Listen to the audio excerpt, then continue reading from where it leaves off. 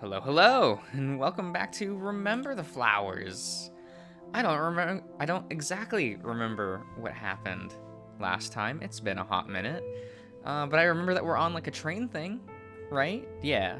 Yeah, we're with Cooper. He's cute, I guess. Not as cute as Damien, but you know how it is. Ressam, huh? Little by little, the sun's rays peer through the few cracks of the train car. There's just enough light to slowly wake me up. The worst way to wake up. It feels weird to miss my alarm clock. I'm going to be pretty drowsy today. The loss of blood doesn't help. Oh, right. I lost a lot yesterday, didn't I? I slowly sit up in the makeshift bed Cooper set up for me and examine my right hand. Yep, that's a lot of damage. What? I almost forgot he was right there. I'm not used to waking up in the same room as him. Oh, just talking to myself. Okay, weirdo. How are you feeling? If I'm in pain, I can't feel it, so I guess I'm fine. Even so, take it easy for today. We're going to be dropping you off tomorrow. Wait, what? Tomorrow?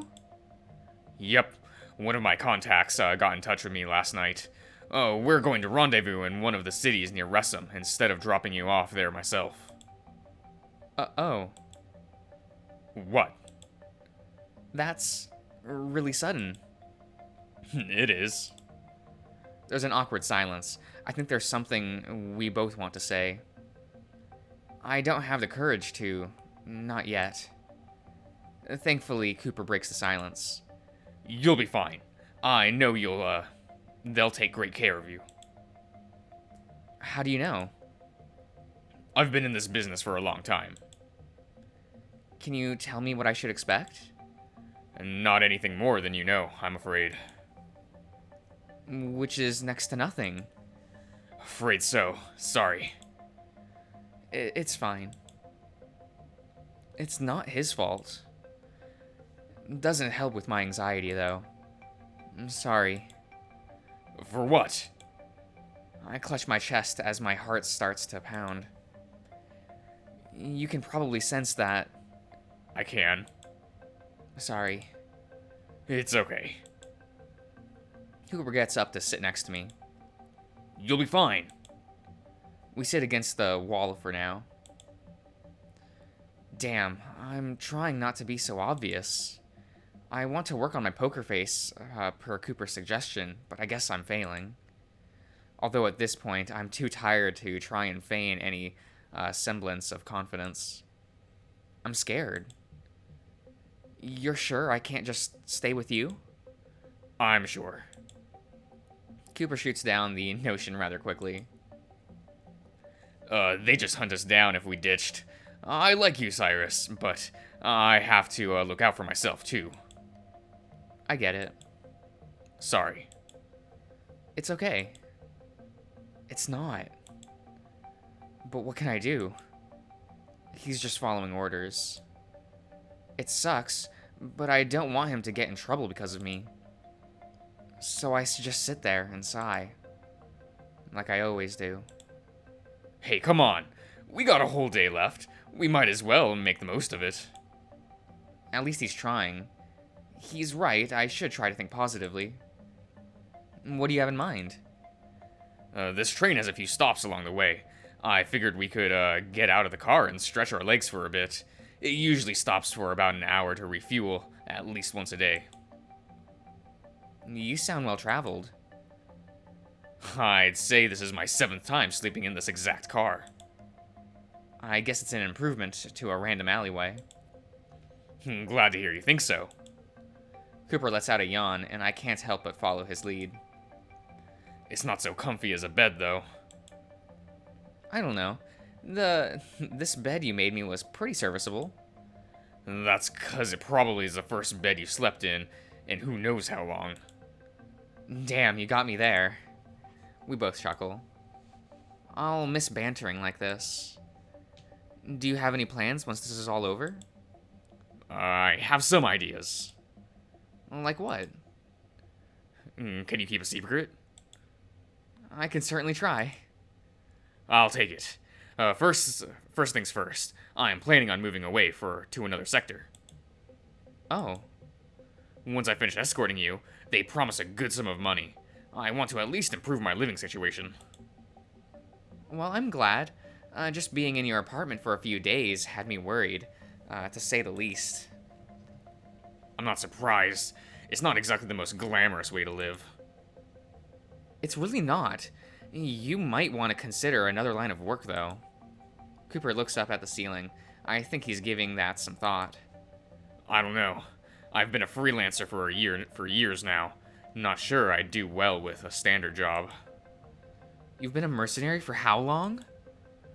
Maybe like 6 years? If you can handle work like this for that long, you can probably work in an office or something. Bleh. The thought of wearing a uniform gives me hives. He'll say... Oh, come on. You'd look good in a suit, I bet. Huh. I can hear his tail swish against the floor. Maybe. I'll give it some thought. Do it. You deserve to live a good life. Not sure about that, but it's nice that you think so. Cooper smirks as he pulls up his axiom window. Although, if all goes well, I could take a pretty long break from doing any jobs. Maybe a decade or two. That doesn't sound very responsible. Which sounds very, Very to me? Very? Yeah. You don't give yourself enough credit. You've been taking excellent care of me these past few days. that's... No, don't downplay it. Sure, you've been a bit aggravated from time to time, but who could blame you? I don't think it's easy for anyone to deal with the freelance work, especially escorting someone who has amnesia, no less. Cooper tries to speak up, but I continue. You might think it's no big deal, but what you're doing is very dangerous, and you still know how to have a good time. That kind of thing wears on someone. If you can do this for more than a half a decade, you can find yourself a better job that's worth your time. I exhale as I finish my spiel. Not something I was expecting to do right when I woke up. Cooper looks away and rubs the back of his head before sighing loudly. I'll think about it. I appreciate it. Cooper's trying to be humble, but the sound of that thumping tail is giving him away. You're welcome. Now, what should we do for breakfast? Oh, I packed some sandwiches. Since our trip's not gonna be as long, feel free to eat some more. I wouldn't want the extras to go to bad. Sounds good to me. After yesterday, I won't turn down some extra food. I don't blame you. You took a nasty hit, along with losing a decent amount of blood. I tried to tell you I wasn't ready to have a weapon. I say this with a little bit of exasperation, as I unwrap the sandwich Cooper handed me. I know, that's fair. I should have given you a crash course on how to properly hold a knife. Well, if you had unlocked the gun, I probably wouldn't have needed to use it. First off, you didn't need to use it. Second off... He pauses. Yeah, I got nothing. I should have turned your gun on. I get some childish satisfaction over being right. Still, I'd rather not dwell on this anymore than I have to. Well, it all worked out in the end. I guess so. I just hope my employers, don't get too pissed about your hand. It doesn't hurt at all. I'll be fine. That's not really what I'm worried about.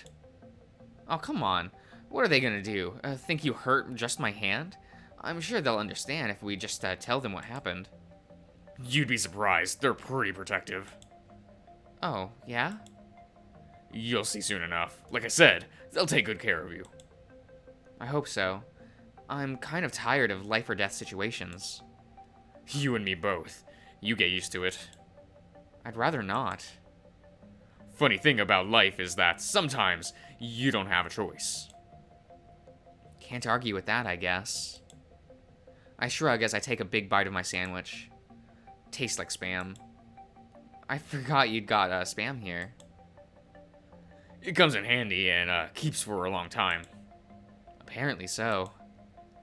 Spam would be the kind of food to transcend time and space. Hey Cooper, what kind of place is Ressam? Cooper swallows his food and tries to speak up, but quickly adds something. Don't say classified. Geez, I wasn't. Well, I was, but I can tell you some stuff, I guess. Like what? It's kind of creepy. I don't really like it there. That sounds encouraging. Well, to be fair, it wasn't meant for people like me. You'll be, just fine. They guarantee it. Huh? Creepy, huh? That certainly, piques my interest, considering that's where I'll be staying, apparently. So what makes it creepy? You're a tough guy. That means it's, pretty weird over there. How do I put it in a way that doesn't, get me in trouble? He thinks to himself for a bit, before waving his hand. It's just not right in some ways. I'll admit, they do a lot of good. But they got some shady things, going on behind those walls. Walls?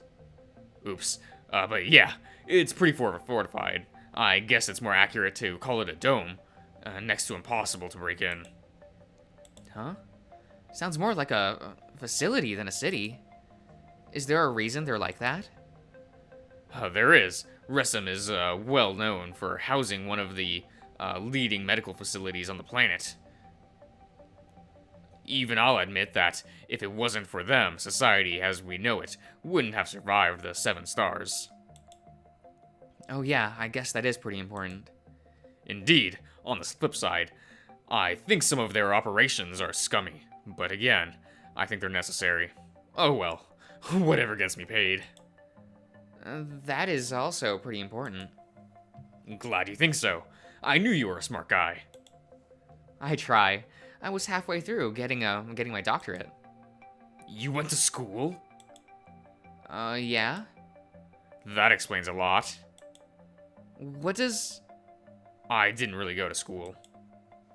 Cooper says it like it's no big deal. Oh, why? I'm not super, prevalent around... It's not super prevalent around here.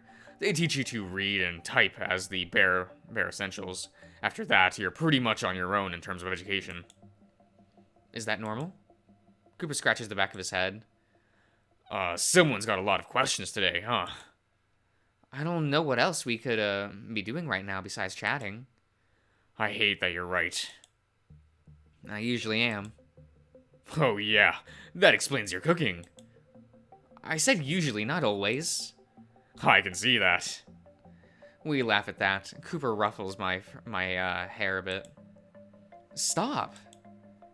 I try to pat it all down again. Don't be such a stick in the mud. That's a common way for canines to show affection. I'm not sure I'm particularly want your affection. Deal with it. I grumble as I continue to flatten my hair. For messing up my hair, I think you I'd like you to answer my question. Cooper sighs in annoyance. Alright, fine. I guess that's a fair trade. Cooper clears his throat and sits up some more. Is not getting an education normal? Yes and no. It honestly just depends on if your family can afford it or not. Sounds about right. Cooper smiles and continues.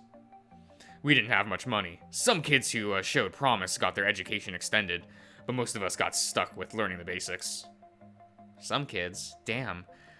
That's some serious favoritism. Although I don't know the circumstances, I shouldn't judge their actions. That's a pretty crappy situation for your parents to be forced into. I'm sure sure they'd have wanted you to get an education too. Cooper looks surprised. Huh? Huh? What? Oh. Cooper sighs and rubs the back of his head. What?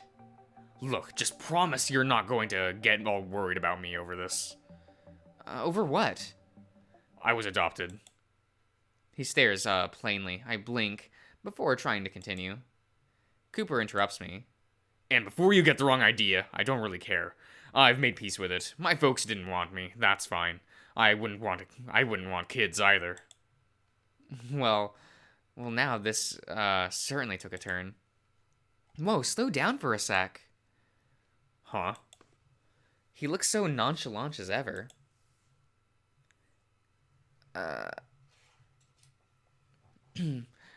That's a lot to dump all at once. Are you sure you're okay? I said not to worry about it. But I've done this speech for years. Seriously, Cyrus. It's fine. if you say so. It's cute that you want to help people so bad.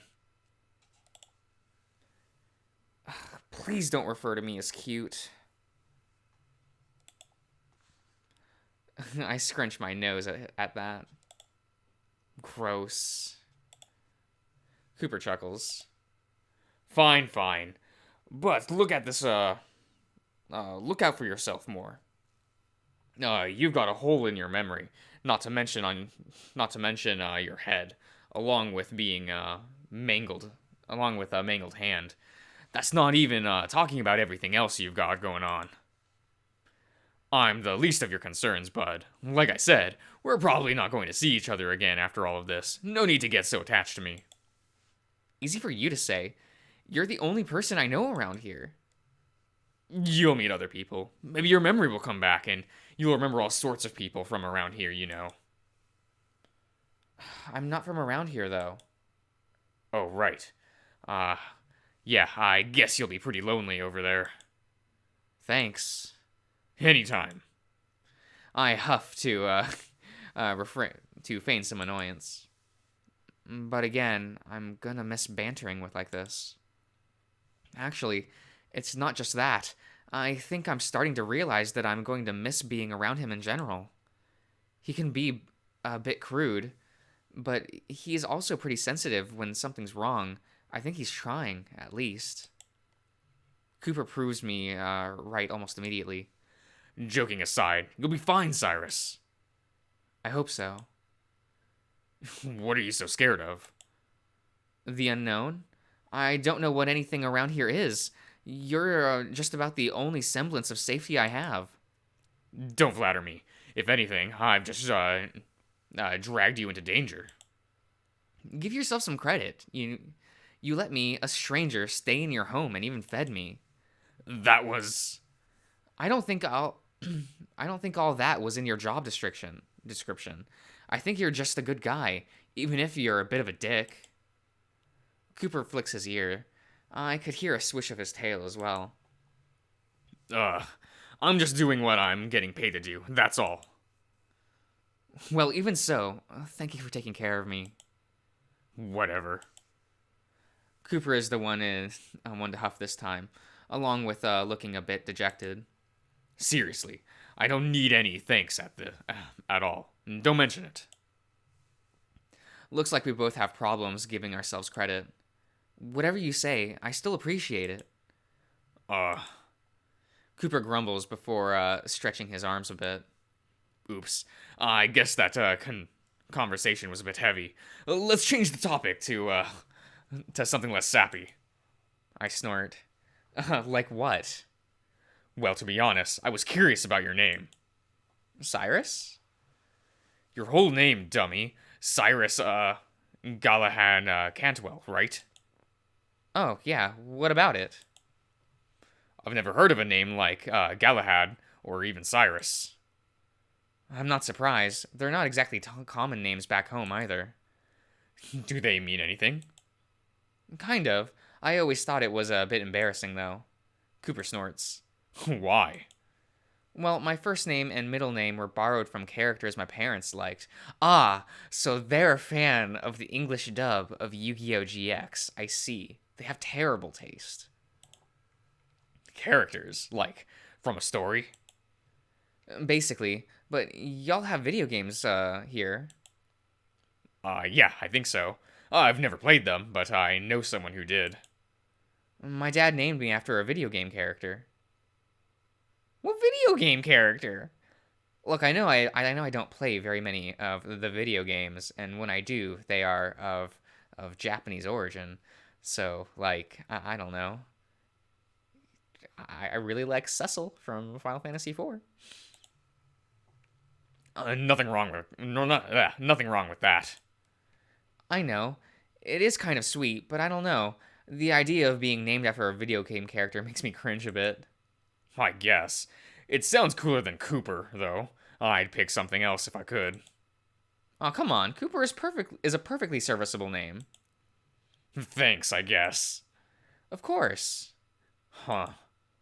Anyway, Galahad was named after a character in an old story, The Legend of King Arthur. Sounds impressive. I guess.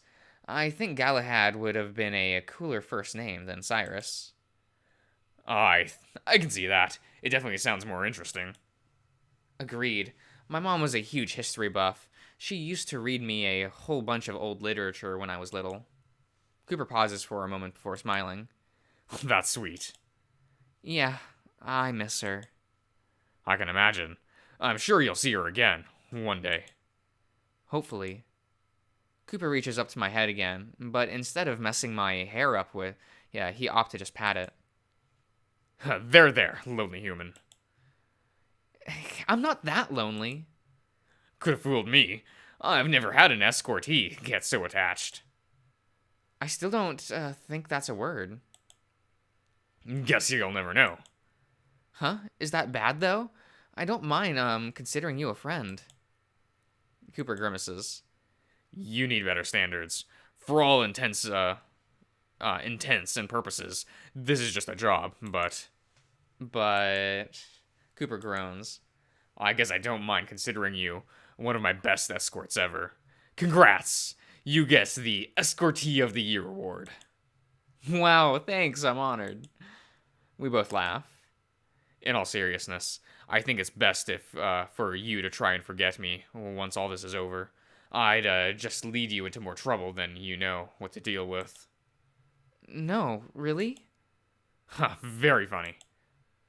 Well, to be fair, you're making it hard for me not to get attached to you. I guess that's my fault. I'm just irresistible. You know, on second thought, maybe I can live without you. Now you're getting it. I roll my eyes. Jeez, such a loser. Come on. I'm serious, Sai. I'm not someone you want to mess with for too long. I groan. I'm sure I could handle it. Sorry, just being honest. That's a first. We laugh up together again. Although, this time it's bittersweet. There goes our plans to have a fun time today. It's quiet for a little while. I'm starting to reflect on some of our previous interactions. Eventually I sigh. You know, I don't really get you. Is that so? You're telling me to forget about you, yet you keep telling me fairly personal experiences. That's pretty contradictory. Cooper looks conflicted for a moment, like he's just realized how flip-floppy he's been. I guess it's just because you're easy to talk to. More so than your friends? Excuse me. I don't have that many friends. Wonder why. Ha ha. Cooper says dryly, I can't help but laugh. Sorry, couldn't resist. You were saying? I was saying you're pretty easy to talk to. That's something about you. There's something about you. Whoops, whatever. What's that something? Well, for starters, you're more or less the reason I get to start a new life. How lucky of you to stumble upon an amnesiac man who's wanted. I know, right?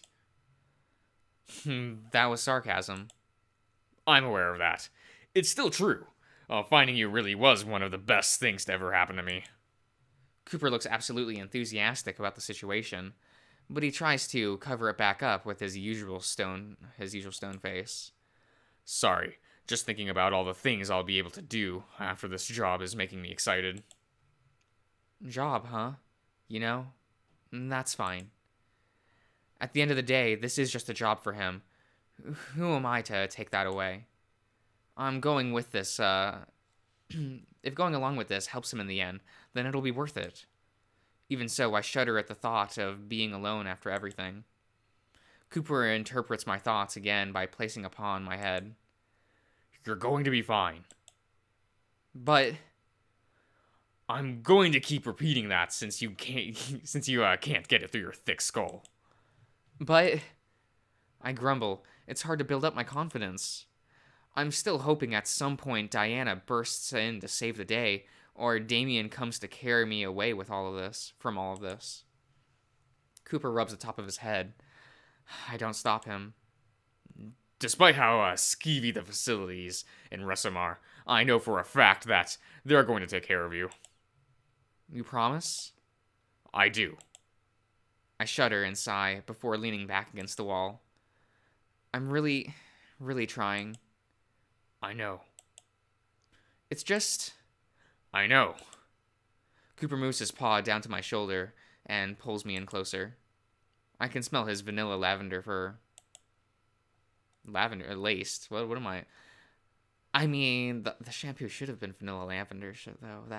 That's probably would be nice. I pause before looking up at him. Despite the bold move he just pulled, his twitching ear is giving away how bashful he really is. Cooper clears his throat before continuing. Ahem. It won't be long, but I'll be your friend till this is all over. How's that sound? God, he's so corny. Nevertheless, I appreciate the gesture. Thanks, Cooper. I think I'll take you up on that. I know that I'm quite the handful. Oh, I'm well aware. I'm sure you are. I'll admit it, this is nice. His fur is actually quite soft, and the familiar scent is actually putting my mind at ease. This is really nice. If it wasn't so early in the morning, I could definitely take a nap like this. It's about noon, bud. Oh. Yeah, you slept in pretty late. This is the one day I wish I didn't. Oh, yeah? Yeah, I'd like to spend as much time with my friend as I can. I can hear Cooper groan at that. Ugh, don't push your luck. I'll try not to. Cooper rolls his eyes. Huh. He leans us back against the wall. We sit in silence. The movement of the train is actually quite pleasant, slowly rocking us back and forth. Together. From time to time, I take discreet glances at Cooper. He's smiling. I can't help but do the same. I can do this. I have to. Eventually, Cooper breaks the silence. Huh? I don't have an ID on you. You don't have an ID on you, do you? Why would I? You know, you're right. That was a dumb question. Kinda, but why do you ask? Well... Cooper flicks his ears and scratches the side of his face. I wanted to try and register you into my Axiom, but you need an ID to make it work. Why? Oh, it's cute. It's cute. Oh no. Oh no, Cooper, don't win me over. Stop. Stop, you're cute. Oh.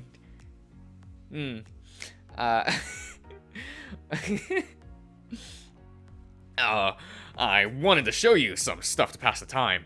I think there's some kind of game on here too. God, I'd love to play some solitaire right now. What's that? A card game for lonely people. Sounds riveting. You'd be surprised. Cooper swipes through some of the screens. They're still pretty blurry to me. Yeah, no, I don't think I can. For how advanced this tech is, I'm surprised how limited it can be. Oh, what do you what do you mean? Y'all have phones? Yeah, the Axiom has one built in. Sounds about right. Ours can't do the whole screen projecting thing, but they have a built-in camera, and you don't need to, like, register in it. That doesn't sound very safe. I mean, I guess. Sometimes cyber attacks happen, but they weren't that common. Strange. What? Just thinking about your memories. The things you remember are so mundane, yet the important events in your life are still blank. It's really annoying. I bet. Still, I guess it has its positives. I'm sure there are some memories not worth remembering. God knows I have some I wish I could forget. Like? Huh. Good attempt. Can't blame me for trying. No, I can't. Cooper chuckles before passing me some more food. Oh, there is some food here. Oh, they're sitting on the blanket. I just noticed. Eat. You've got a long road ahead of you. I take it out of the wrapping and split it down the middle before handing it to Cooper. Same to you. Cooper smiles. Thanks, I take a bite out of my half. No problem, Cooper. We start to eat in silence. Well, mostly in silence. I can hear Cooper's tail thumping again. Oh, but it was cute though. Several hours pass by. Cooper moves to his side of the cart to work on his axiom. Wait, no. I've been writing in the journal he got me. It hasn't been a week since I've woken up here, but I already have so much to write about. Like, Myrantha back in Tensia. Right. Or yeah, and whatever that place was called. Oh, okay, yes, it was the Alligator Man. I hope that I can travel again once this is all over. I slowly making peace with the idea that I'm far away from home, very far away. I have to be realistic and understand that I might not ever make it back. That's not a happy thought, but it'll soften the blow if it proves to be true. I hope it doesn't come to that, though. Now I'm making myself sad again. It's hard not to have that mindset. I wonder if I'll find out whatever happened to me and Ressam. I lean forward to reach under the back of my shirt, feeling one of the ports on my spine. And touching these still make me shiver. Which is understandable considering they shouldn't have been there. Period. I write about the strange orifices, yeah, in my journal, trying to figure out what the hell I was attached to. Whenever I do, my mind gets all fuzzy. Oh my god, I should have definitely grabbed a drink before starting this recording. Luckily, I have a bottle of water in the same room as me, so it's fine. I'm not away from the mic for very long. There, thing, drinku. It's all fine. I better not see a comment about this. Shut up.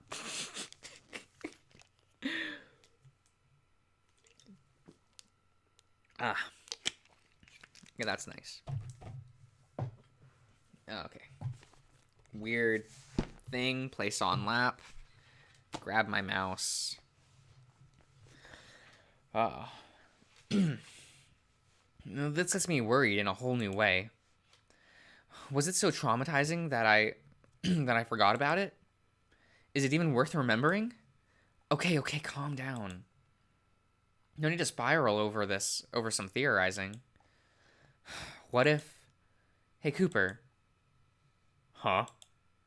He doesn't look up from his axiom, but his ears perk up and turn towards me.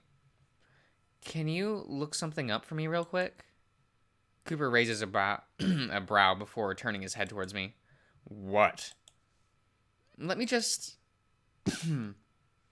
I take off Cooper's jacket for a moment, and then turn around so that I'm sitting with my back towards him. Do you have any idea what these are? I slowly lift up my shirt and give Cooper a clear view. I hear a quiet gasp, but I don't turn around. Cooper doesn't respond, so I have to. Pulling my shirt down, I look at him. He looks stunned, almost scared.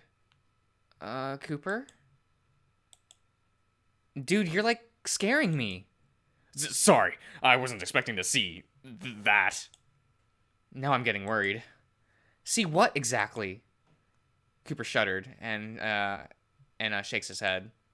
It's nothing. It's just looks kind of painful. Maybe. Good thing I can't feel it though. Good thing indeed. I could hear him give a quiet growl before going back to typing on his Axiom. He looks angry. I reluctantly leave him be. This just leaves me with more questions than answers. My head's starting to hurt again. I want to go home. Wherever that might be. I keep scribbling in my journal, not really writing anything coherent at this point. I just venting to myself. I wish I had my phone or something. Mom would tell me to read a book if there wasn't any technology, but I don't even have that. What did she do when she was younger? The early 2000s had some phones, I think. So maybe. For once, I'm glad I'm going on in an internal tangent. I'm tired of thinking about stressful shit. So tired that I think that I'm going to take a nap. I didn't intend to waste what little time we had left together, but all of these mental gymnastics left me exhausted. Oh, I'm gonna take a nap, I think. I'm gonna take a nap, I think. Huh? Cooper grunts in response. I put his jacket back on. I'm pleasantly reminded of the vanilla scent. This one, it's one of the last thoughts I have before I take an afternoon nap. I thought you said you wanted to spend as much time with Cooper as possible. I'm not sure how long I've been asleep before Cooper wakes me up. We're coming to the rest stop. Let's go stretch our legs.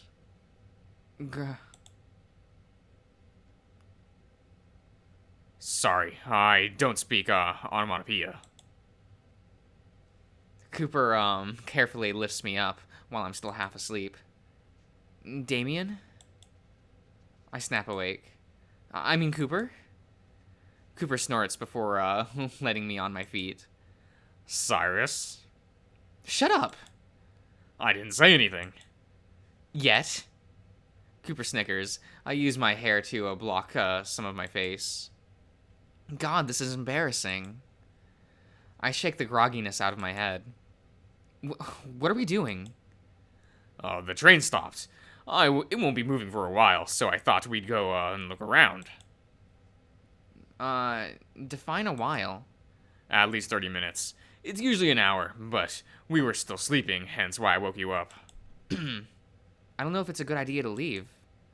We'll be close by, so we'll be within sight. At least come and stretch our legs for a bit. I'm glad you've been rested, but you should move around too.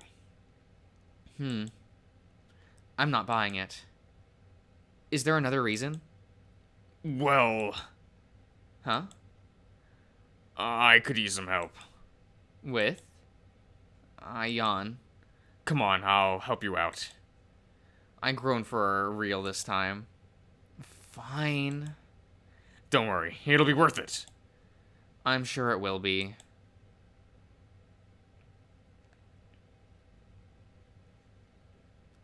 I grumble as I let Cooper take me out of the car. Once again, he's right. Being able to stretch and walk like this is quite nice. My bones are popping like usual, hopefully, in a good way. I bet the feeling Cooper wants. I get the feeling Cooper wants help with something weird. Mainly because Cooper is looking at the ground whilst walking. Like he's looking for something.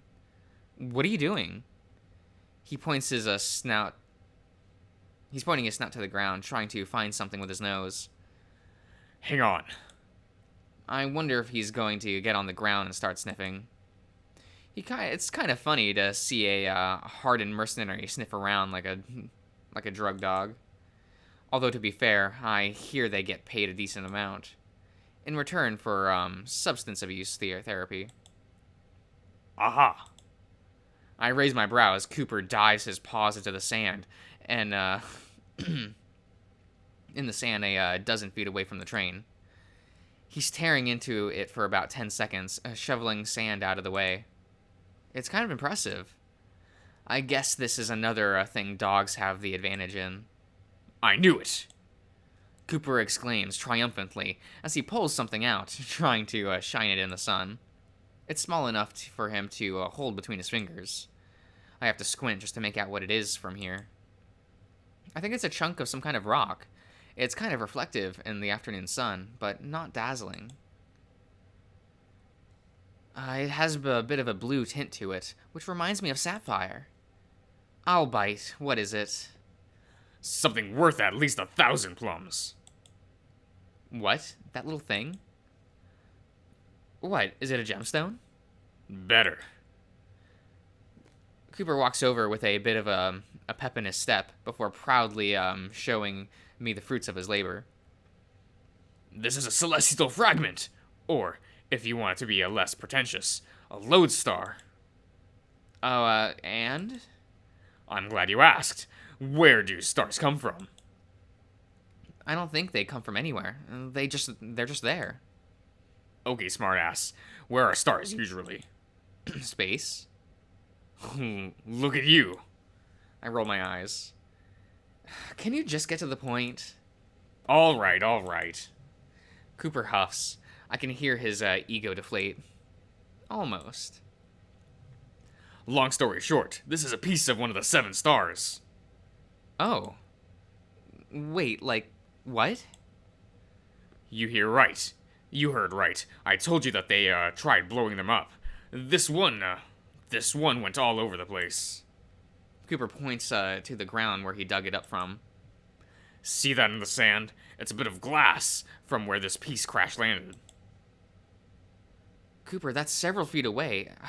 No, I can't see it. Okay, then take my word for it. So what about it? Cooper places it in my good hands so I can get a better look. It's way more pretty up close. It definitely reminds me of an unrefined gemstone. Just cut it around a bit and then give it, and you just have a dark sapphire. This is a piece of the end of the world. So why is it worth so much? If it were up to me, I'd say something about something that started the apocalypse would be worth less than dirt. I hand it back to Cooper. He slides on his axiom and digitizes it. For what I gathered, that's kind of what it was like back in the day. Most stayed away from the crash sites for good reason. Then about a century later, with the remnants of technology we had, people were able to mine mine a lot of the chunks. Cooper slides away his axiom screen, letting me see the mechanism up close. Lodestars are what most of our power most of our technology now. Whoa. For the first time, I really look at the axiom. It's still mind-boggling that something so sleek and compact is capable of all that. For the most part, there is not much left of the 7 stars, at least not around here. Still, you can get lucky and find a fragment or two. I see. And that's certainly be an interesting way to live. Just going treasure hunting for the stuff. Interesting is a good word. It's annoying to sell it, though. Gotta go through a bunch of legal mumbo-jumbo with the government. It's almost not even worth doing. Almost is another good word. Cooper gives me a thumbs up. That is it. While we got some time to kill. Wanna help me find some? Sure. How long do we have until the before the train leaves? We got plenty of time. That thing doesn't start It just doesn't start and bolt off. It takes some time to rev up. I'd say we at least have 20 minutes or so. I'll hold you to that. That's the spirit. Someone's excited to make some extra cash. Always. Cooper exclaims with optimism. What if they hear us? They don't even know we're here. It's fine. Let's hope you're right. I sigh as I start to meander a bit away from the train. Oh, you want to follow the smell of the burning glass. Okay, I'll keep that in mind. Cooper nods before getting some of the get back to treasure hunting. His sniffing is audible even a dozen feet away. His tail is wagging side to side, almost reminds me of a dowsing rod. I doubt I have a nose sensitive enough to smell that.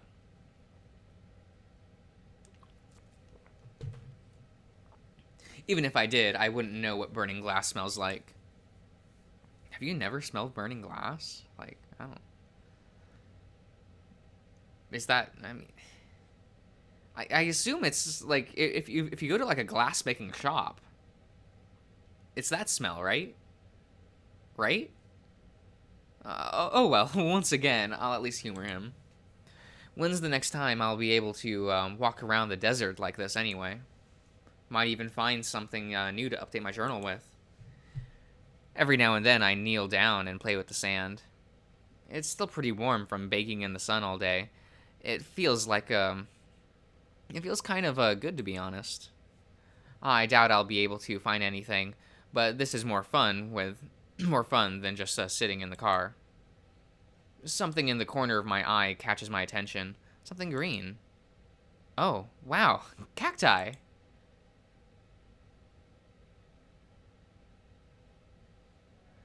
You know, for some reason, I was like, oh my god, are we gonna get like a CG of like Cyrus just like shoving his hand against the cactus? I kind of want that. Not even gonna lie. I make my way over to the tall green stalks. There's a lot of them over here. There are even some other types of desert plants sprouting out of the base of the cacti. I think Diane once told me that cacti are mainly water. Can the other flowers siphon water from the cactus? Now more than ever, I wish I had my own Axiom. Or just my phone. I could always call Diane if I had a plant-related question. She'd take me to the greenhouse and give me a rundown of how to take care of whatever new exotic plant she got. Man, I miss that too. Sadly, my memories of our time in the greenhouse are still hazy. Hopefully they don't last too long. Hopefully that doesn't last too long. I crouch down to inspect the flowers sprouting from the sand. Huh. I nod with a smile. As I thought, I have no idea what these are. They look like some kind of wildflower, but definitely not the right color. I thought they were usually white, while they almost look like a lighter shade of green. Still, they're pretty. Just looking at the flowers like this makes me feel nostalgic. I should have helped Diane out more back then. A bright pink flower attracts my attention the most. One sprouting right from one of the bigger cacti. Wow. I raise my hand. I raise my left hand up to caress the flower. It's amazing that something like this can bloom in the desert. I'm kind of surprised by how soft it is. There has to be a metaphor somewhere about how something so pretty can bloom in a place so desolate. I'm too tired to think of one, though. I wonder. I try to tug it. I kind of want to bring it along. Maybe I can try to sketch it in my journal. I've never been the best at drawing, but the flower won't stay healthy forever. I try as I might, I can't muster up enough strength to yank it off. I wish I was ambidextrous. I didn't realize how much my left hand had really atrophied. Shit, I don't have my phone on me. Damn it. I sigh and give up. Maybe one of these on the ground would be better. They more they look more like traditional flowers. I I feel kind of bad just ripping them off the roots. At least the cacti will bloom again. I don't know what compels me, but I start slowly digging with my left hand. These roots go further down than I thought. They're at least 8 inches under the sand. I graze against them with my fingertips. Something hard, like a rock. I try to look into the small hole I made, but it's hard to see anything. I look at my right hand for a moment. I mean, it's not like I can feel pain, right? Almost against my better judgment, I use my thankfully numb hand to help push some of the sand away. Here's hoping I don't get anything in the bandages. Eventually, I unearth one of the flowers along with a sizable rock. It smells acritic.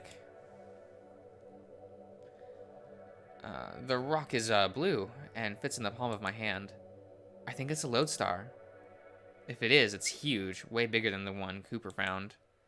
Holy shit, did I just find this? What do I do with it? I look behind me for Cooper. He's fairly far away, but within sight. The thought crosses my mind to keep it, but what would I even do with it? Oh, I know. Cooper, hey, over here! I wave to Cooper and shout, but he can barely hear me. No one from the train can.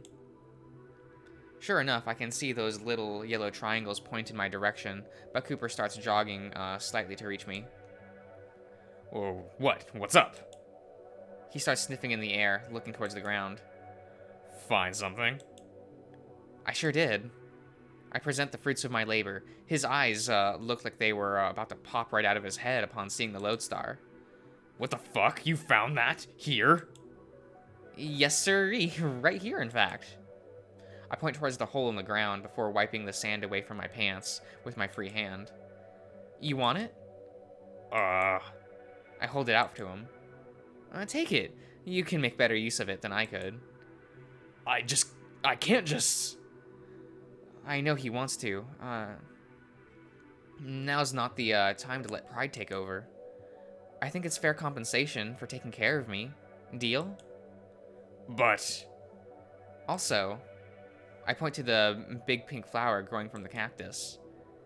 You gotta cut that off for me. I want to bring it along. Cooper blinks for a moment before laughing. God, you are such a freak. Cooper chuckles a little more before pulling a knife out of his carefully cutting the flower off of the base. Oh, is that the flower from the title image? That's cute. Now knowing that, what? Damn. Oh, okay. That kind of just dawned on me. He gently hands it to me. It almost looks like a rose. That ain't gonna cut it, though. Here. Cooper takes up part of the lodestar off. Took out the other lodestar he found earlier. You can have this as a keepsake. It's a deal. We exchange the chunk of lodestar. Cooper immediately starts to inspect the chunk I gave him. I move my small piece around at different angles. It's pretty. We don't have time to admire the small fortune we've had as the train starts to make an ungodly sound. Whoops, that's our ride. Here, get on. Cooper crouches down, and I don't even have to think. I just climb onto his back. I thought you said... Oh, shut up. It was worth it. Hang on. We both laugh as Cooper makes a mad dash for the train. That was cute. It's been about an hour since we got back onto the train. The sun is starting to set, making it get darker and darker inside the car. We haven't said anything since we got back on. The realization that our last day together is ending has sunk in, at least for me. Cooper's been using his axiom with a smile on his face. He's holding the chunk of lodestar with his free hand. I think he's trying to appraise it. Meanwhile, my anxiety has been spiking through the roof. I've been scribbling my flower in my journal, For a while now. They're mostly incoherent scribbles. Occasionally, I have to practice my breathing exercises. I don't want Cooper to pick up on my mood swings. When I do glance over at him, I only notice his ears somewhat perk in my direction. That doesn't last long, as he continues to fiddle with his axiom. Every so often, I open my mouth to try and strike up a conversation, but I can't think of what to say. I mean, I have so many things I want to talk about, but knowing that I won't be able to, I won't be able to get through them all before we leave, keeps me from starting. I want to know more about Aqualia, about Lodestars. My head starts to hurt again. About Cooper. I don't want to lose another friend so soon. Hey. I whip my head around to Cooper, almost out of desperation. You okay? I don't even hesitate. No, I'm not. Jeez. Sorry. It's nothing you can. It's nothing you need to apologize for. Tomorrow's a big day for both of us. Do you want to eat? It's a bit early, but we can have dinner now. Not really. I'm not super hungry. Sue yourself. You can eat if you want. Don't wait for me. I'll be fine. Right. Cooper grunts as he sits up and heads to the side to sit on my right side. You're talking to a guy who's lived by himself for the past several years. I think I know a thing or two about how bad it is to be alone. Cooper points to my journal. What you doing? Oh, I almost want to close the book. The drawing really didn't turn out too good. I just want to sketch the flower you helped me get. Wow, that's impressive. I snort. Oh, come on. You can barely tell what it is. Hey, I can't do something like that. I doubt most people I know could. Oh, right. I guess drawing isn't something he knows how to do. Do you want to try? Huh? Cooper perks his ears up as I hold up the pen. Oh, no. I don't know the first thing about using that thing. You're seriously never held a pen before? Not that I'm aware of. I sigh before reaching for Cooper's left paw with my left hand. It's a bit awkward. What are you doing? Just relax. Here, open your paw. Cooper does so and lets me take control. This is payback for teasing my firing stance. I place the pen in his palm and try to curl his digit around it. I don't know. If I don't know any better, I'd say he's shaking. Everything okay? Yeah, just don't know how much strength I should have used to hold it. I don't want to break it. Way to humble brag about your strength. Pens are fairly durable. Just make sure you have a steady hold on it. Cooper nods as he stabilizes his paw. Surprised you know I'm left-handed. You type on your axiom with it, so I just assumed. Fair enough. I hold the notebook out for him. Here, try to do something. Do what? Something, I don't know. Try to make a line. Okay. He messes up one page. Then two. Then ups and ripples through several pages of failure. His ears are pulled back and his eyes are wide. I can't help but break our tension by bursting out in laughter. What? Cooper exclaims in embarrassment before he looks away. Oh my god, for all of his expertise, the fact that he can't even draw a simple line on a piece of paper is making me lose it. No, I'm sorry.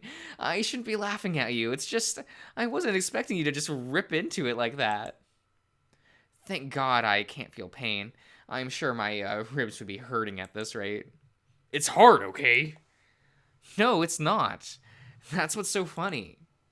Cooper tosses the pen into my lap and crosses his arms. He huffs a loud humph. But his tail is still wagging a bit. Once I calm myself down, I pick the pen back up. I tear out the ruined page. Uh, why would you tear it out? Come on, memory. Hopefully, there weren't a lot. Geez, okay, here. I'll show you how to write your name. My name? Yeah, I think it'd be good for you to know how to write. Ugh. What? Nothing. I've gotten this far without writing it. Doubt I'll really need to. Well, then, you can impress your friends back home. Right. Come on, it'll be fun. Whatever you say. For the next couple hours, I try to teach Cooper how to write his name. My Cooper Cragger versus versus his Cooper Cragger. Yeah. His attempts weren't bad, but something about his handwriting irks me. It kind of looks like Comic Sans. How do you just write in Comic Sans? I feel like I would be impressed. Like that'd be so exciting, right? Like just you can fucking just write in Comic Sans. Blessed. Like in my graphic design class, I would always use Comic Sans as my placeholder font because my graphic design teacher hated it and I hated him. He could die in a hole. I would be glad to murder him if I had the tools available. But yeah, I would do that. It was a good time. He also hated the color pink. What an ass.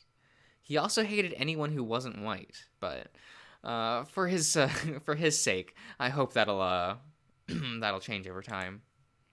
Cooper breaks out some dinner as we continue looking onto his penmanship, working on his penmanship. Blah, blah, blah. He's really invested in it at this point. I'm not sure why he's being so competitive about it. Probably a wolf thing. It isn't until Cooper starts yawning that I realize how late it's gotten. I keep going, showing him how to do basic cursive.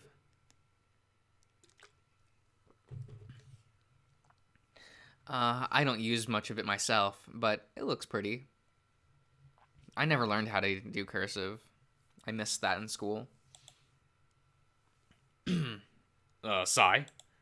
Huh? We should get to bed. I bite my lip. I knew he was going to say that. But what if I wanted to show you how to write your name like this? Cyrus.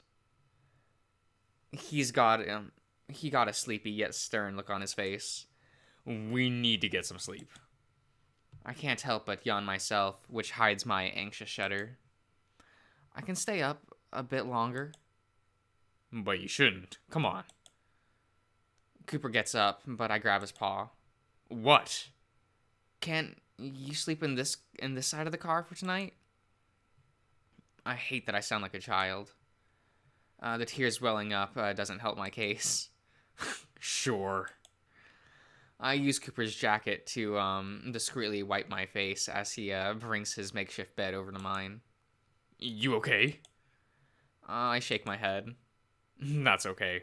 Let's just get some good sleep, alright? Despite my circumstances, Cooper's putting on a brave face. Oh, that's so sweet.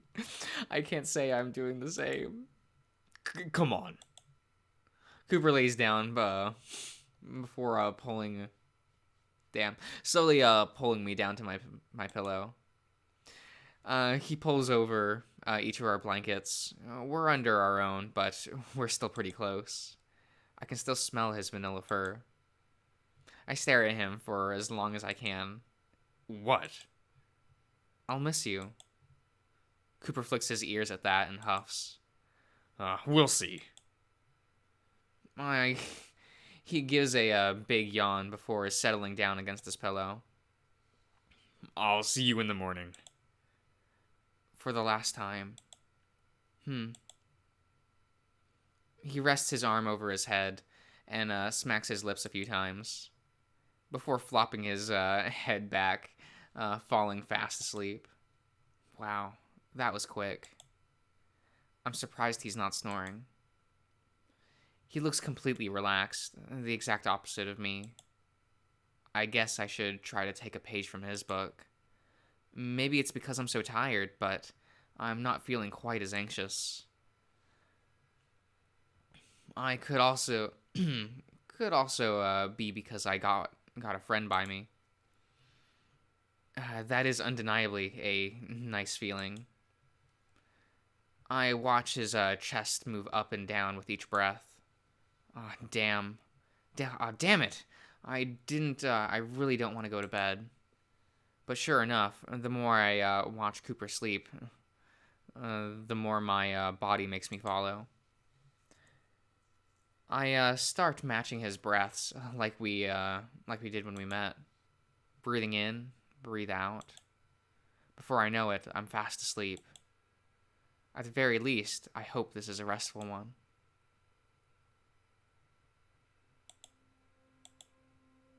When I finally wake up, I'm annoyed that it's still dark. I guess I shouldn't be surprised from the last night on the train isn't easy to sleep through. But it's not from my anxiety. There's a sound I can't ignore.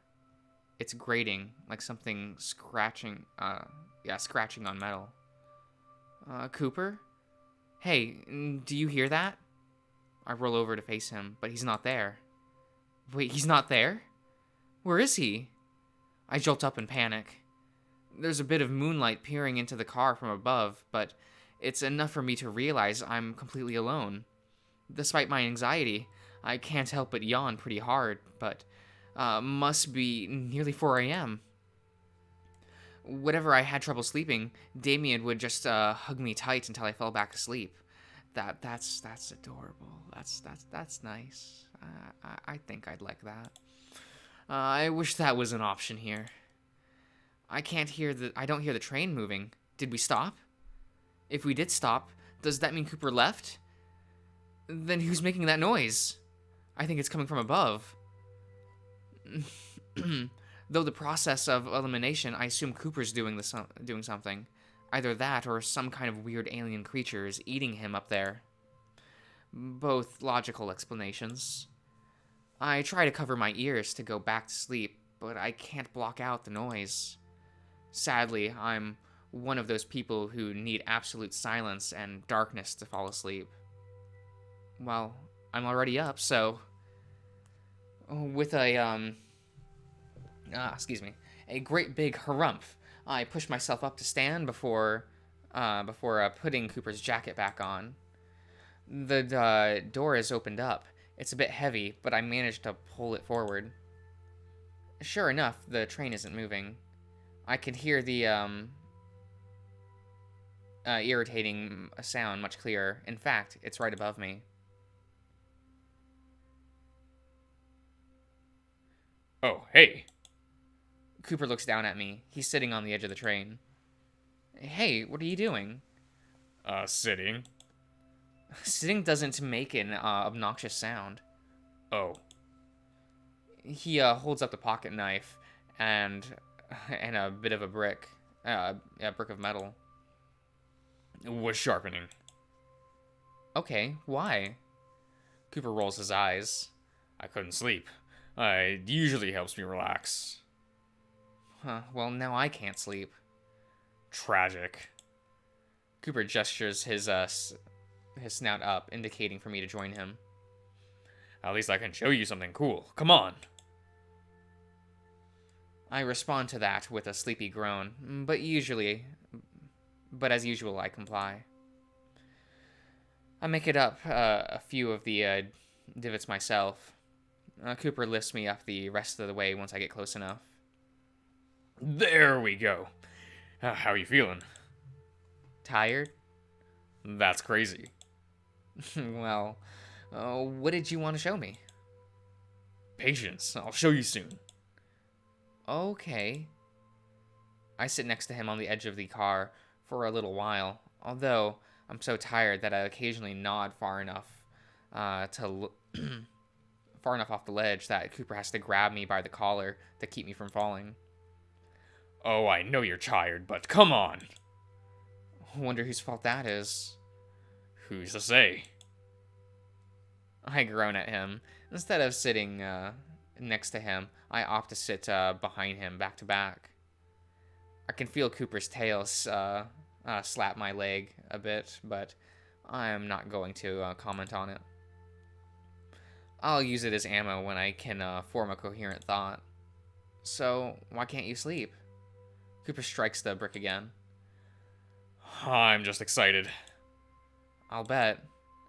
I shiver. It's the middle of the night in the desert. Of course it's cold. I pull the hood up and rest against Cooper's back. I was kind of hoping it would be a CG version of the title menu, since that I kind of really like that that's the scene. It's super cute. He doesn't have he's not holding the flower though, so but we're almost there. We're almost there. Damn, it's back. His back is pretty toned. That's good. I like more mattresses firm. I like my mattresses firm. Wait, is that weird? What about you? You doing all right? I'll live. You sure will. Obviously, I'm still nervous about everything though. Understandable. We really got to go through with this. Cooper stops mid-sharpen. I can feel his back tense for a moment. Yeah, we do. This isn't up for debate. I see. Sorry. It's okay. Let's just enjoy some peace and quiet while we can. Sounds good. He says that, but he goes back to sharpening his knife. I don't think he's even doing it right. On second thought, let's talk. Cooper chuckles. What about? That knife you're sharpening, do you actually use it? Cooper pauses. Not really. Why? Well, for starters, I don't think you're sharpening it right. You're supposed to use, like, a special oil for the blade, or at least water. All you're doing is scraping it against the metal brick. Is that bad? Well, I'm pretty sure it's not supposed to spark like that. It should be relatively smooth sound. I didn't even notice it. I don't even notice it anymore. Second, it doesn't look as reliable as the one you gave me. You're right. I'll definitely not going to squeeze it with my bare hands. Har har. Cooper goes back to sharpening it. It's more for nostalgic's sake. My ex got it for me. Oh. Damn, I thought we already opened all the can of worms before. It's the last thing he gave me. It gives me something to do while I think. What are you thinking about? All the things I'll be able to do tomorrow. Are you gonna finally get a respectable job? Ha! Maybe, if I'm bored. I'm looking to retire. Retire? How old are you?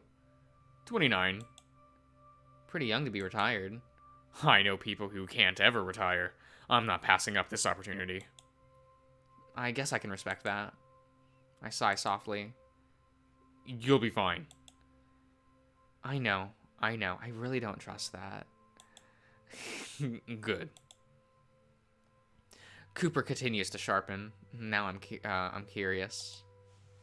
So, X, huh? What happened? Someone's being nosy tonight. It's hard for me to focus on anything but that knife. Right. We had a fight and he tossed me. Damn, that's kind of brutal. Meh, I'm still alive. I'll consider that fine. I pause. I hope you can retire. You can start living life how you want to. Where's this coming from? You're too good to be working as a mercenary. Not this again. I cut him off.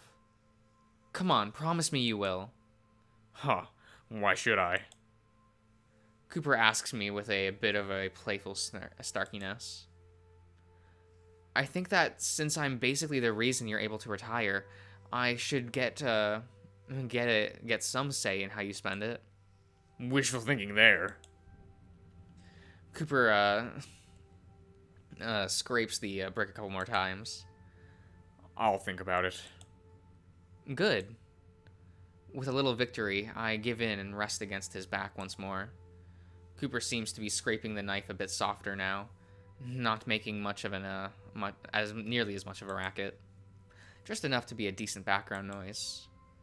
The moment of quiet is interrupted, however, by the train jolts a bit. It soon begins moving forward. I have half a mind to get down. I try to sit up, but Cooper stops me. You'll be fine. If anything happens, I'll grab you. That's actually reassuring me enough to go against my better judgment. With a smile, I sit back against Cooper and take the passing scenery. The wind against my face is actually rather pleasant. It's a little chilly, but in a good way. I feel myself waking up. Wait, that's a bad thing. I doubt I'll be able to sleep once we get down. Hey, Cooper, what time is it? It's a little after 5. Oh, and what time do we get off? Our meeting is a little after noon. So about 7 hours left, huh? I sigh. I know. I know you know. Cooper leans to the side for a moment. I look back at him. He's looking at the horizon. Hey, look at that. I squint at what little height I can see. What? Wait, there's light. Huh, the sun is starting to rise. Oh, okay, so it is yeah, okay. That's super cute, though. Oh my god. Oh no, okay, so Cooper is a decent, he's good. He's rose from decent to good. He's cute. Damn it, he's a stupid bad boy that wears a fucking tank top. That's, fuck. The skyline is starting to shift to a pinkish hue. It's quite pretty. The last time I saw the sunrise was... I sigh again as I think of Damien. I never got to see him again, did I? I shake my head. What a weird thought. Sorry. It's not much of a farewell gift, but a sunrise away from all the city lights is the best thing I can do. Don't worry about it. I love it. I remember something. I carefully retrieved the flower Cooper got me. I'm glad the pockets are spacious. Well, I got this too. I'll consider the sunrise a consolation gift. How generous of you. Ah, yes. Some of our last bantering. I rub my left eye a bit before sitting against Cooper again. How the hell did I get attracted to this guy so quickly? Well, he's big and stupid. Because of the wind, the flower nearly flies out of my hand. I make sure to hold it underneath, so the long stem is in my fingers.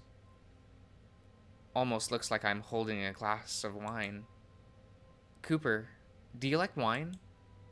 Not really. It's kind of gross. What kind of drinks do you like? Beer. You do, seem like a beer drinker. Oh, yeah? What's that supposed to mean? I give a big yawn, and I lean against Cooper more. I don't know. You have those kind of vibes. You know, there are better places to sleep than on top of a train. I don't think there's any place I'd rather sleep than right here. Cooper has a short coughing fit. I'm a bit too tired to say I was joking. Just hope I catch you if you fall. I don't need to. The last thing I hear is Cooper's tail swishing next to me. For once, I'm happy about being woken up in the middle of the night. This was a nice way to end our last night together.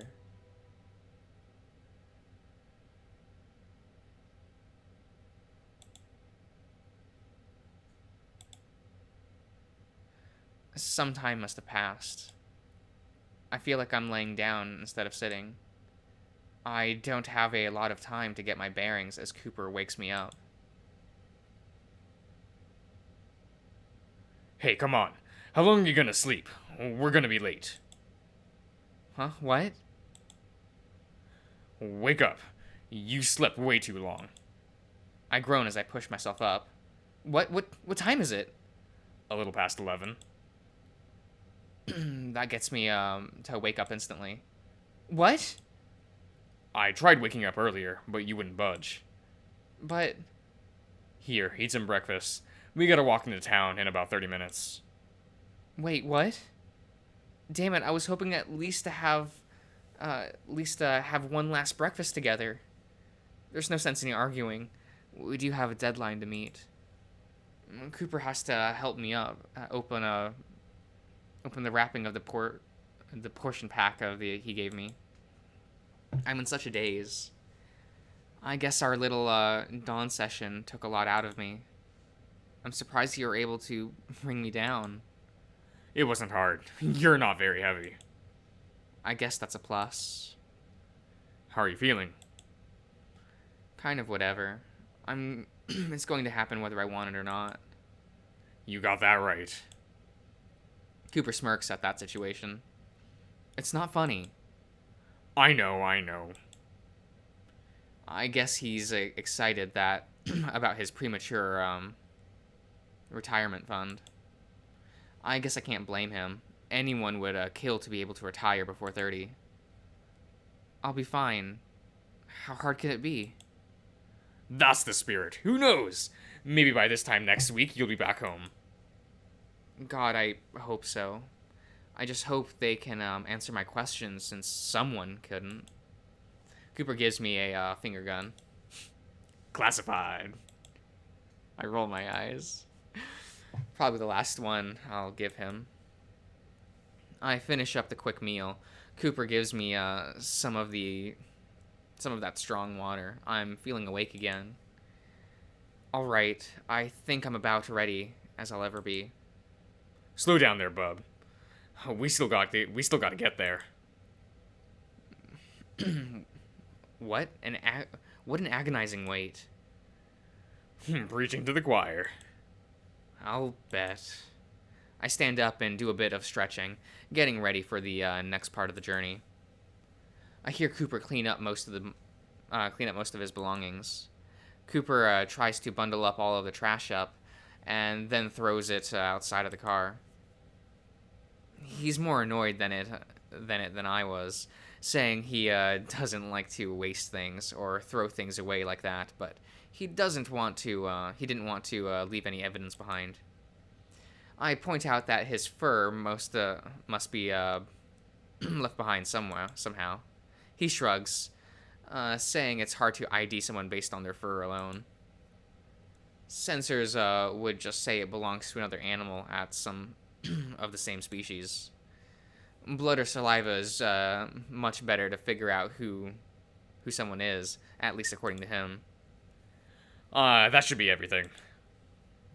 As if on cue, the train starts to slow down, which in turn causes my heart to pick up. Ready? I follow out of breath. I follow our breathing exercises one more time. In and out. Yeah, I am. All right then. Let's head out. Okay. Cooper opens the door, looking outside. All right, let me carry you. All right. Let me carry you until we're in the city. Cooper crouches down. Without even thinking about it, I climb up on his back. It's gonna be a pain bringing all of these bags home all by myself. Maybe you can pay someone to help you carry them. Huh, maybe I could. With that final quip, Cooper starts a jog perpendicular of the train. It doesn't seem like anyone's noticed. Once the train is sufficiently far away, Cooper turns towards the city in front of us. Is that Ressam? No, that's Greedent. They arranged for a car to take you there. How nice of them. For them, it kind of is. That's encouraging. Always happy to help. I'm sure. I rest against Cooper's shoulder, looking up at the city in front of us. Barely an hour left.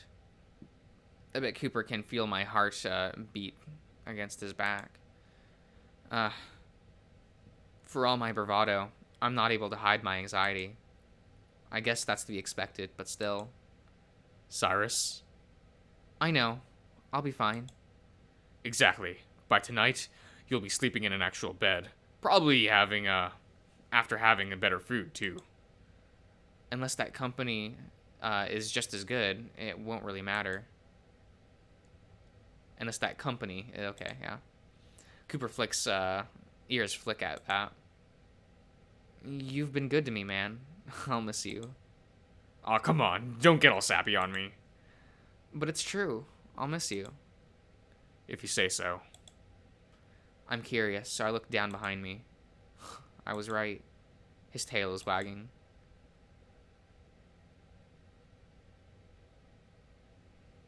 After about 20 minutes, we're in the city called Greedon. Weird name. What's even weirder is that it seems to be deserted. Cooper's not being subtle about running through the town. His claws, cracking on the pavement below echo through the empty streets. Where is everyone? Gone. No one's lived here for a long time. Oh, why? I think I think they never got back on their feet after the 7 stars. That sucks. Indeed. Cooper starts panting a little bit. He has been jogging with me on his back this whole time while carrying a few bags. Hey, you can put me down. No one's around, right? Yeah, I guess you're right. Cooper carefully sets me down and then stretches his back. I hate running. You're pretty good at it. Kind of have to be. I can imagine. Here. I pick up 2 of the lighter bags. Thankfully, we went through a decent amount of supplies. Huh, thanks. Anytime.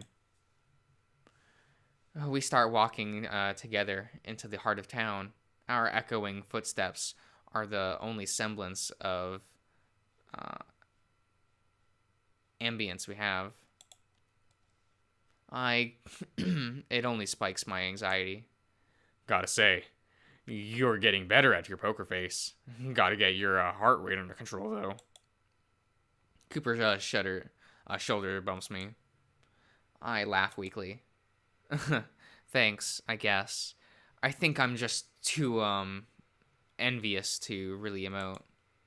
Not envious, nervous. What am I? You're probably thinking of a million different possibilities in that head of yours. More or less. I don't have it in me to keep up a conversation. I want to talk, I really do. But I just can't. Cooper takes out his Axiom window. It looks like the car is on the street up ahead. I can't help but let out a shaky sigh, a shiver running down my spine as well. Okay. Fuck, I'm scared. We turn the corner, in complete contrast with the ghost town. There looks to be a decent-sized vehicle parked at the end of the road. My heart is beating as fast as it hurts. I try to take deep breaths, but it only makes it hurt more. I stop walking, something breaking my inner panic. It's Cooper. Cooper pats my head, ruffling my hair slowly, methodically. You're okay. You're okay. Oh, fuck. I think my worst fears are about to come true. I rub my eyes a bit so some tears start to form.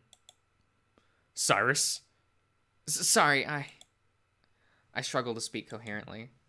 I'm trying to be brave, but I'm really scared. I don't want to be alone. I don't want to leave you. My emotions sort of pour out of me. I don't have the heart to look at Cooper. He's probably looking at me in disapproval right now. To my surprise, Cooper brings me in fast to a tight embrace. He's wrapping his big body around mine. He's shaking a bit. His heart is beating alongside mine. You're okay. We're okay. I don't respond. I wrap my arms around him, embracing him as long as I can. Cooper strokes the back of my head for a little while. We say nothing for a bit. Cooper's the first one to pull away. He looks serious. Believe me, Cyrus, I'm not happy to be doing this. You're the first one in a long time I've connected with, at least at this level. I rub my eyes and nod. If there was a chance for us to leave this place together, I think I'd take it. He takes a deep breath to steady his shaking voice. But there's not. This isn't something we can get out of. Not anymore, I can't. I nod once more with a loud sniffle. I know, I'm just... Yeah, it's a lot. Cooper pulls the hoodie up for me one last time. You can keep the jacket, as a memento. I nod. Okay. I don't have enough time to get my emotions stable as Cooper covers my mouth. Wait, that sounds like... My thoughts are already going haywire. I barely hear anything.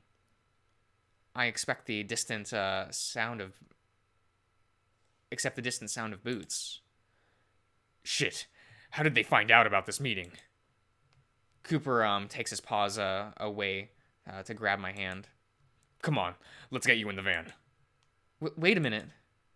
Cooper persists, and for the first time, yanks me with force. It's hard to keep up with him when he's seriously running. Once we make it to the car, Cooper opens one of the back doors and hoists me up. Sorry, this is goodbye, Cyrus. I hope you know you were a cool guy. Good luck. Wait a minute! Cooper doesn't let me continue as he shuts the door. There's a locking sound. Cooper? I bang on the metal door as hard as I can. It makes a dull thud. The door is super thick. I look around at the interior for a way out. It mostly reminds me of the inside of an ambulance. There's a bench on either side. There are benches on either side of the walls that sit under tinted vertical windows. The front seats are blocked by a barrier, almost like the back of a taxi. Besides a tiny window, there's no way of getting through. My heart is racing. I don't want Cooper to have to deal with those goons alone. I run back to the thick metal door. There's a medium-sized circular window in the middle. I try my best to look outside. Sure enough, there are two of those armed goons slowly walking towards the van. I have to reposition myself just to look at Cooper. He's standing close to the van. He looks calm. I expect him to take out a weapon, or at least get into a fighting stance, but no, he just stands there completely casual. Is he not going to run them off? I bet Cooper can sense my anxiety from here, despite the door. They're only a dozen feet away. I can hear one of them talking, but it's a bit muffled. The first guard who speaks sounds like a man. He has a lax posture. The other seems to be more serious, but doesn't speak. Any luck? Cooper doesn't respond. Oh. Come on, man. Don't be like that. You know how full well how much I hate you. You say that. But you're the one who contacted me. Huh? You're the one. Yeah, you're one of my only contacts there. I'll take what I can. Huh.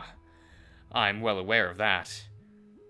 You're that kind of scum. I can still rat you out for letting one of them escape. He didn't escape. Someone broke him out. Sounds like another layer of your incompetence. The guard tilts his head, his neck. I can hear something pop. You've always been good about getting on my nerves. So, about my pay. Not so fast, hot shit. You better put up some proof that he's really a Preston carrier. My head starts to hurt while listening to this guy. Hey, what are they talking about? What's going on? I can hear Cooper sigh as he opens his Axiom window. He slides to the inventory sphere and materializes something. They look like bandages. Wait, those are... He was wearing them when I found him. You can check his blood from these, right? Maybe. It's been about a week. Hand them over. Cooper rips one of the bandages off, keeping the rest. Collateral. Whatever you say. My head feels like it's about to burst. I don't get what's happening. What's a Preston carrier? Why do I recognize that term? The guards pull out this axiom and takes out some kind of gadget. It looks like a scanner. Phew. Yep, that's him, all right. You seriously need to upgrade. Pictures would have done wonders. Once I'm finished here, I'll consider it. Fair enough. As per agreement, we'll send you half of our negotiated payment. Once we're back in Reston, we'll send you the rest. Cooper turns his head to get a better look at his screen. Cooper's eyes light up as he watches his screen. A smile curls on his lips as he slides the axiom off. Pleasure doing business with you, Clement. I'd say the same, but we both know that isn't true. Anyways, we better get going. If we don't make it back ASAP, we'll be screwed. Sounds like a personal problem. I don't know you don't know the half of it. Hey, newbie, go start the car. Yes, sir. Wait. What's going on? Wait. Are these guys taking me to Reston? They look like... The van shakes as both enter the car. The engine starts. I look towards the front of the vehicle. There's a window for people back here to talk to the driver. My head hurts, but I have to know what's happening. Hey, what's going on? What do you want? Where are we going? To Reston, obviously. But... Oh, that's right. Lance did say you lost your memory. I pause. Who's Lance? The obnoxious Gar starts bursting out in laughter. The quiet guard interrupts his fit. She sounds like a woman. Sir? No. Can't. Can you blame me? This dumbass doesn't even know he got sold. Didn't even know the guy's name. It's hysterical. Clement keeps laughing. The memory loss was a blessing in disguise, I guess. He's going to be in for a world of hurt when he gets back, though. What? What are you talking about? I was with someone named... Oh, let me guess. Was it Curtis or was it Gerald? Cooper. That elects another laugh. God damn it, that's funny. The fucker must be running out of aliases. Hey, how long till we get moving? About 3 minutes, sir. Hurry it up. It's not about to I'm not about to lose my job due to your incompetence. Yes, sir. They completely ignore my stunned expression. They don't even acknowledge I'm here anymore. My heart rate has gone a complete 180. I wouldn't be surprised if it wasn't beating. Everything feels so still as I start to realize what's going on. I slowly move back to the other window, trying to get a good look at the man I've spent the past week with. Hey, Cooper! My voice is strained in a strained whisper. He's a bit further away now, tapping away on his axiom. I knock on the glass, trying to get his attention. He perks his ears before he looks at me. He must see my horrified expression, but he doesn't seem to react too much. He looks somewhat indifferent to the situation. The more I stare at him, though, the more his expression changes to one of discomfort. He looks to the side for a moment and takes a deep breath before looking back at me. Stoic, he just like when we first met. I lightly bang on the door. Hey, Cooper! Either he can't hear me or he's ignoring me. Regardless, he turns on his heels and starts to walk away. I'm slamming my fist against the window now. Cooper! I bellow as I keep slamming on the window, hoping to elect some kind of reaction out of the yellow wolf I called friend. No response. I grunt with each continuous slam as if I had any chance against the prison I found myself in. For fuck's sake, don't start moving yet. Give me a second. Tears are streaming down my face. What the fuck is going on? Did that bastard actually just sell me off? Why were we running away with these guys? From these guys? I want him to explain what's happening like he always did. With one final grunt, I slam my fist against the door, but I'm met with a with a pocket of air. The guard opens up the door from outside. All right, enough crying. We had about enough of this hissy fit. I'm almost out of breath at this point. Both fear and anger in my eyes. I guess he doesn't quite like that as he sucker punches me right in the gut. All of the wind vacates my body at once. It's a bizarre sensation to not be able to feel the punch, just like out of the aftermath. Sir! Relax. We'll just say Lance did it. Look at his hand. He's clearly been tampered with. He yanks me up by my bandaged wrist, disregarding the fact that I'm struggling for air. And just look at what he's done to himself.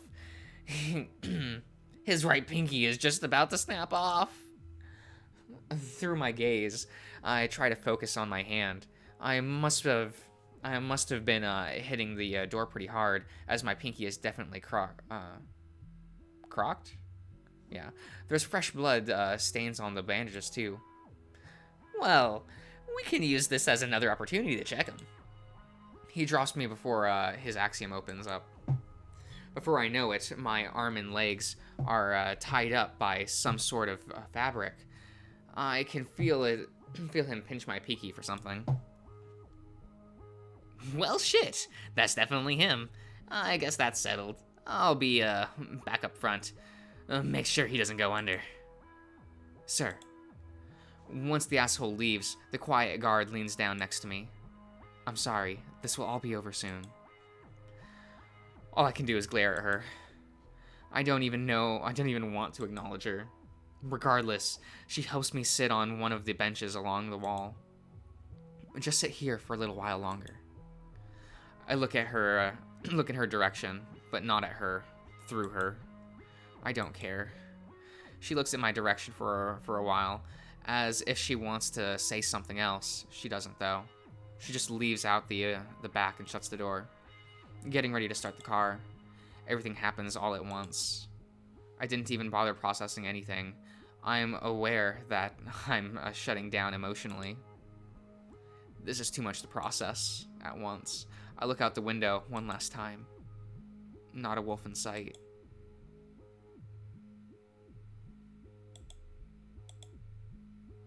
I'm not sure how long it's been since we started moving. I haven't bothered to converse with either of the two captors since we left. Occasionally I look outside the window.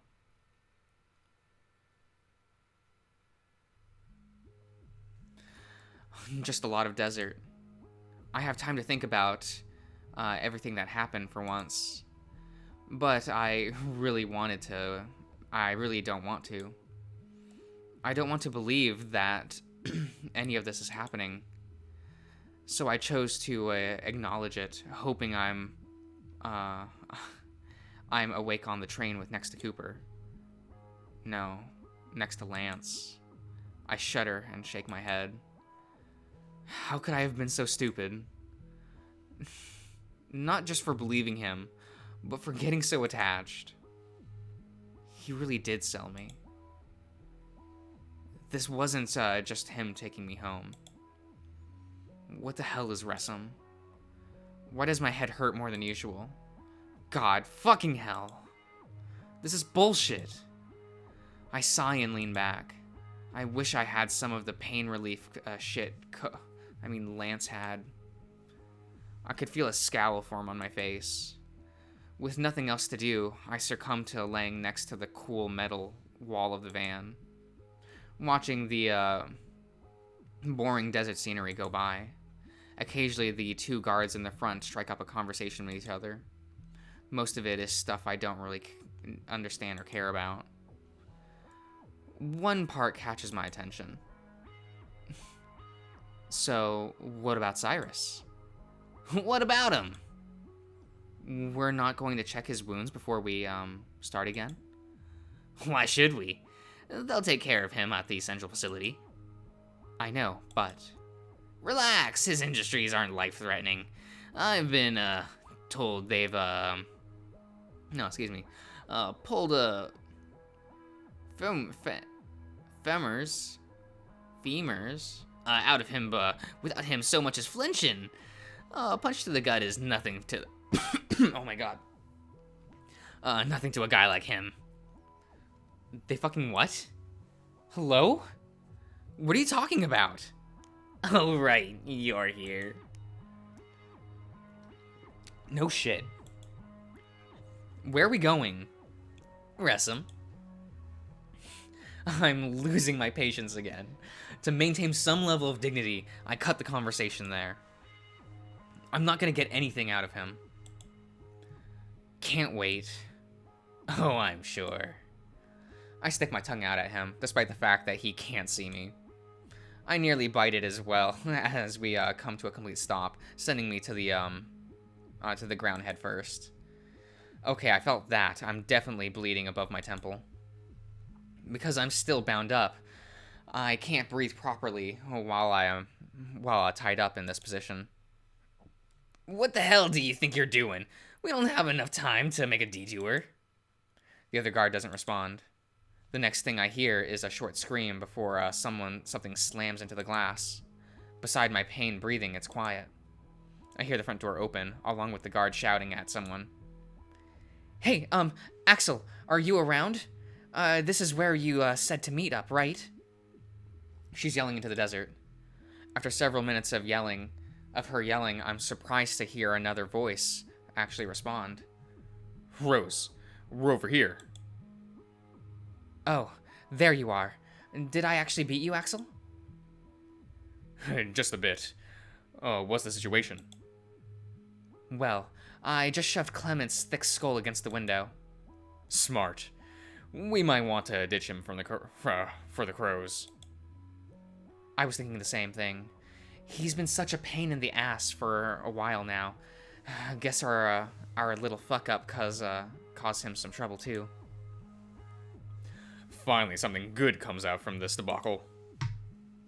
At this point, I'm starting to lose consciousness.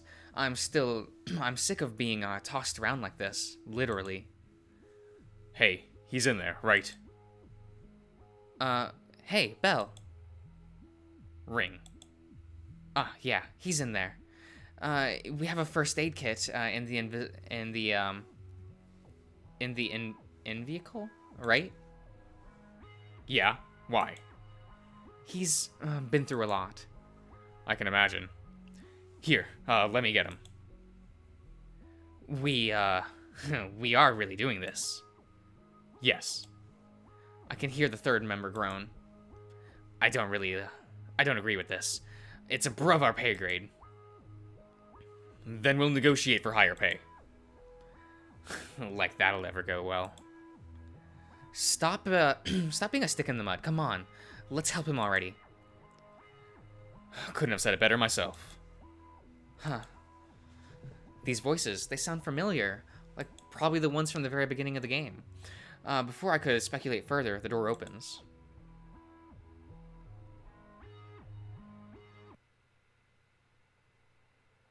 Well, this is a lovely chap. Look at the smiley grin. He's got a little toothy boy.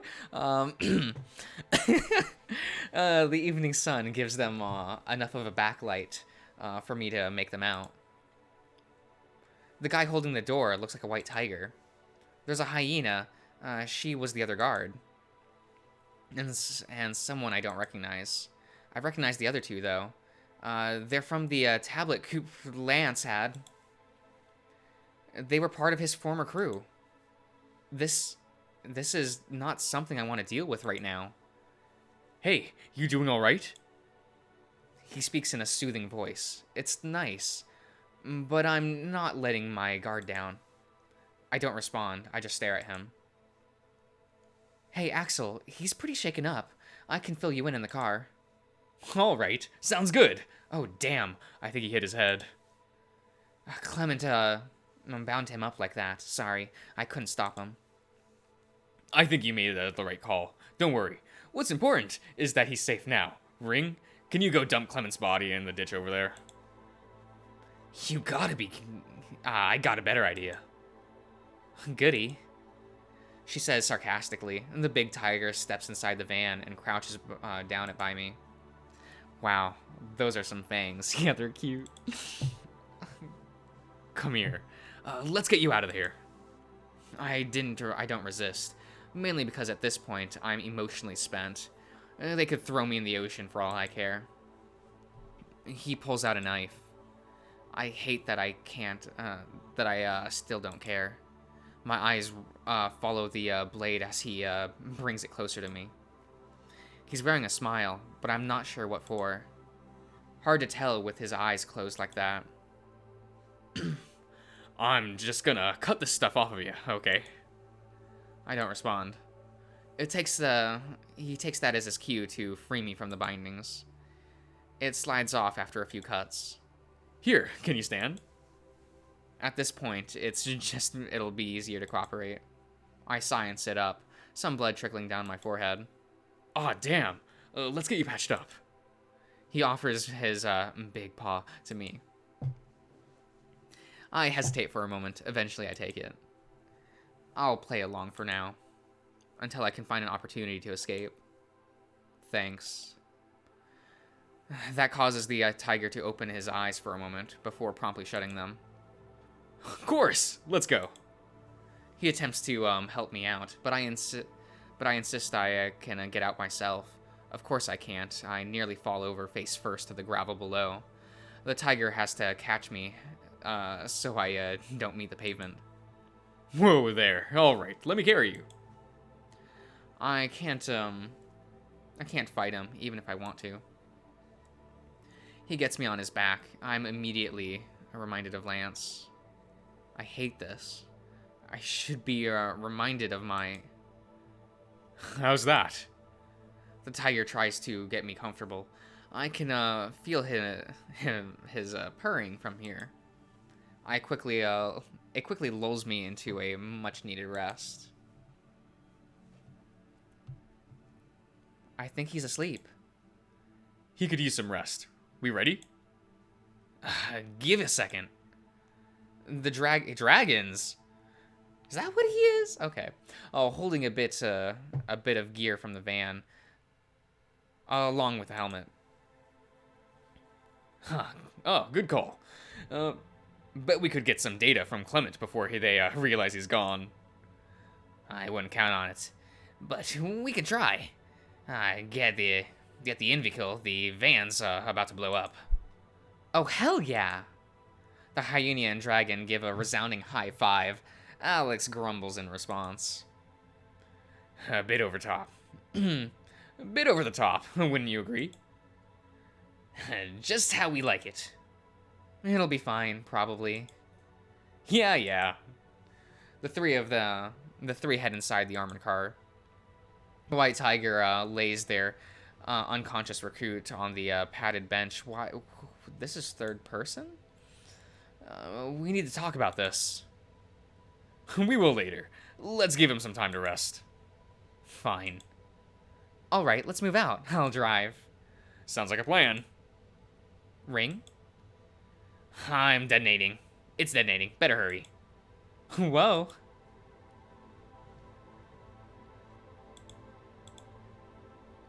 A growing headache eventually wakes me up. I'm not sure what time it is, but I must be heading out for the last hour or so. I groan at my throbbing skull. It's difficult to stay asleep like this. It's going to be fine. I think it is a terrible idea. I'm facing the wall, so I can hear the pair of people sitting right behind me, less than a few feet away.